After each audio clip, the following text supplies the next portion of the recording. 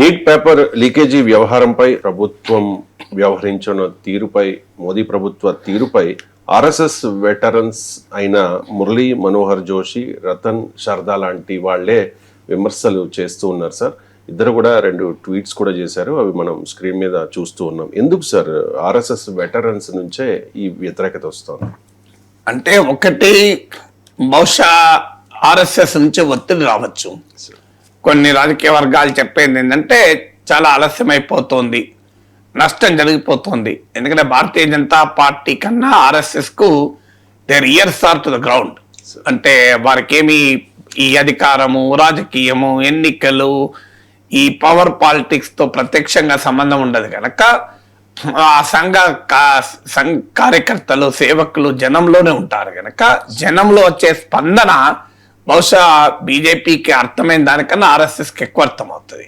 ఎందుకంటే RSS families కూడా నీటి బాధితులే కదా మీకు. అందువల్ల ఆర్ఎస్ఎస్ నుంచి వచ్చేటువంటి ఫీడ్బ్యాక్ ఉండొచ్చు మీకు. అంటే ప్రభుత్వం పైన వారు అంతర్గతంగా ఒత్తిడి తేవచ్చు. ఇక జరిగింది, ఇకనైనా మీరు దిద్దుబాటు చేసుకోండి, లేకపోతే ఇది పొలిటికల్లీ చాలా డ్యామేజింగ్గా ఉండబోతుంది అని హెచ్చరించి ఉండవచ్చు. సో ఆ హెచ్చరిక అంతర్గతంగా జరిగితే దాని భావ్య వ్యక్తీకరణే రతన్ శారదా లాంటి ఆర్ఎస్ఎస్ ఐడియాలజీలో, ఆర్ఎస్ఎస్ అనుకూల పత్రిక ఆర్గనైజర్లో కాలమ్నిస్టు, ఇదే ఆర్ఎస్ఎస్ పైన పుస్తకాలు కూడా రాశారు మీకు రతన్ శారదా. ఇదే గుడ్ ఇంటలెక్చువల్ కూడా. నేను రిపబ్లిక్ టీవీలో డిబేట్లప్పుడు బాంబేలో, ఢిల్లీలో కలిసి చాలా గంటల పాటు చర్చలో పాల్గొన్నాను, లంచ్లో, బ్రేక్ఫాస్ట్లో కలిసే ఉన్నాం. So I had lot of interaction with Ratan Sharda. And ఇది డెఫినెట్గా right wing intellectual, RSS intellectual. కానీ ఆయన ఈ ట్వీట్లో కూడా చెప్పాడు, this is nothing to do with RSS కూడా పెట్టాడు, వ్యక్తిగత అభిప్రాయం అని. కానీ ఆర్ఎస్ఎస్ డిసిప్లిన్లో ఉన్న వ్యక్తి వ్యక్తిగత అభిప్రాయాన్ని అలా భావ్యంగా వ్యక్తం చేయడు, ఇంటర్నల్గా వ్యక్తం చేస్తాడు. పోనీ ఆ వివాదంలోకి ఆర్ఎస్ఎస్ లాగకూడదు కనుక ఆయన రియాక్ట్ అయ్యారు. ఇది BJP communication failure, BJP IT విభాగం ఫెయిల్యూర్ అని చెప్పి చాలా తీవ్రంగా స్పందించారు. మీకు ఇప్పుడే కాదు, మహారాష్ట్రలో ఎన్సీపీ అజిత్ పవార్ వర్గాన్ని తమ వైపు తిప్పుకొని అనైతికంగా అధికారంలో ఉన్న సమయంలో కూడా రతన్ శారదా విమర్శిస్తూ వ్యాసాలు కూడా రాశారు. సో అందువల్ల ఒక రకంగా ఆర్ఎస్ఎస్ నుంచి ఒత్తిడిగా అనుకోవాలా.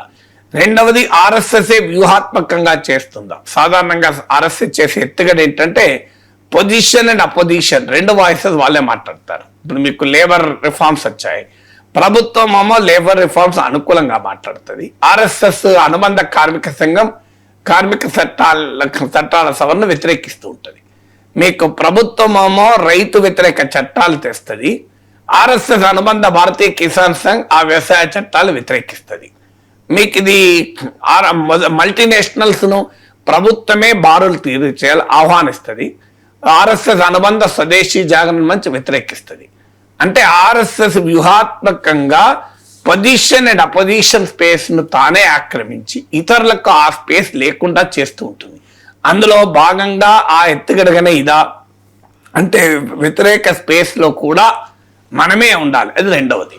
మూడవది, వ్యక్తులుగా వాళ్ళ అభిప్రాయాలు కూడా కావచ్చు. సంఘటన అభిప్రాయం ఏదున్నా వ్యక్తులుగా ఈ దుర్మార్గము, పోలీస్ పెలెట్ గన్ ఇంజురీస్, మీ విచక్షణ రహితంగా పోలీసులు మఫ్టీలో ఉండి కొట్టడము, పోలీసులు లేదా విజిలాంటీస్ బయట నుంచి వచ్చిన శక్తులు లేదా బయట నుంచి ప్రవేశపెట్టబడిన శక్తులు వాహనాలను ధ్వంసం చేస్తుంటే ఈ విజువల్స్ అన్ని చూసిన తర్వాత మానవీయమైన స్పందన కూడా ఉండవచ్చు.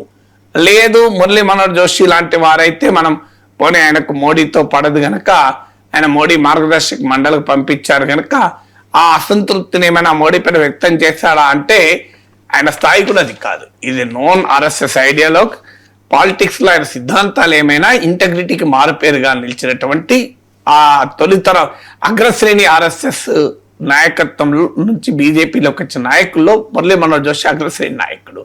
అందువల్ల ఆయన ఇంటగ్రిటీని, ఆయన ఇంటలెక్చువల్ కేపబిలిటీని మనము అవమానించకూడదు. సో బట్ డెఫినెట్గా ఆయన కన్నాక కనీసం పోనీ మోడీతో ఏదన్నా అసంతృప్తి ఉందేమో అనుకోవచ్చు. మరి రతన్ శారదా ఎందుకు రియాక్ట్ అయ్యారు? ఆయన ఏమి బీజేపీ నాయకుడు కాదు, బీజేపీ నాయకుడు కావాలని కోరుకోవడం లేదు కదా. అందువల్ల డెఫినెట్గా కొంతమంది వ్యక్తులుగా ఈ మీరు ఇంటర్నల్గా మాట్లాడుతున్నవారు కొంతమంది ఎక్స్టర్నల్ కూడా మాట్లాడవచ్చు. ఇది మన పార్టీ, మన సమర్థించే పార్టీ కూడా చాలా తప్పుదో పడుతేస్తుంది. లేదా ఇది బీజేపీకి కింద సపోర్ట్ కదులుతోంది, బీజేపీకి కోర్ సపోర్ట్ కాన్స్టిట్యున్సీ నుంచే వ్యతిరేకత వస్తుంది, ఇది పొలిటికల్ గా డ్యామేజింగ్ గా మరలుతోంది అనేటువంటి ఆందోళన కూడా బీజేపీ 10 ఏళ్ల పాటు అధికారంలో ఉండాలని కోరుకుని ఆనెస్ట్ ఆర్ఎస్ఎస్ వాదుల్లో కూడా ఉండొచ్చు. బట్ కారణాలు ఏదైనా వాళ్ళు మాట్లాడాలని మనం ఆహ్వానించాలి.